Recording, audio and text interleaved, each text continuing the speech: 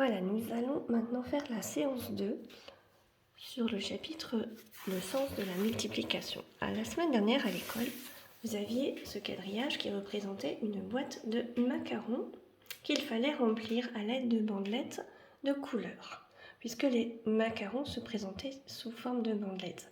La bandelette rouge, 4 macarons, la bandelette orange, 5 macarons, la bandelette bleue, 6 macarons, la bandelette jaune, 7 macarons et la bandelette verte, 8 macarons. Voilà. Fallait donc la remplir.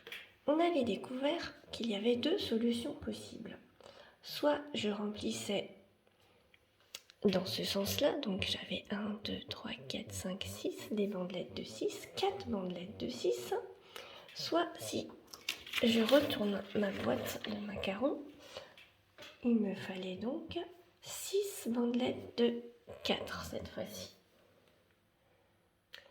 Aujourd'hui, on va avoir un nouveau quadrillage, une nouvelle boîte, et il va falloir à nouveau faire des commandes de bandelettes de gâteau pour remplir exactement la boîte.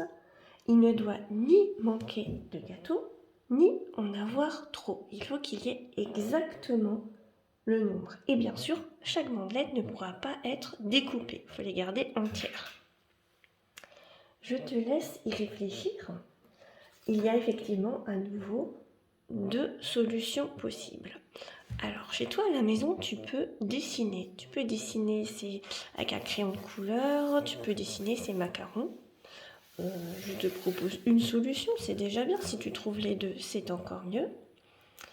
Et je t'invite à faire pause car je vais te montrer la solution tout de suite après. Pause. La première solution consistait à assembler 5 bandelettes de 7 macarons. Les bandelettes de 7, c'était les bandelettes jaunes. Il en fallait 5 pour remplir entièrement la boîte, entièrement le quadrillage. Si l'on veut regarder l'opération en multiplication et en addition, je te laisse juste l'écrire, l'opération en multiplication et en addition. Et tu as même droit à la calculatrice, car on n'a pas encore appris la table de 5.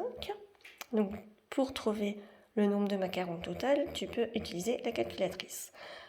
Je t'invite à faire pause, car je vais te montrer tout de suite les opérations.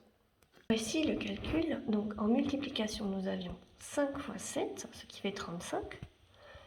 Et en addition répétée, nous avons 7 plus 7 plus 7 plus 7 plus 7 égale aussi 35 bien sûr. Donc nous avons répété le 7 5 fois. 1, 2, 3, 4, 5. Et on trouvait 35 macarons.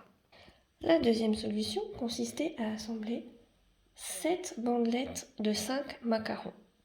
Les bandelettes de 5 étaient de couleur orange, donc nous avons 7 bandelettes de 5.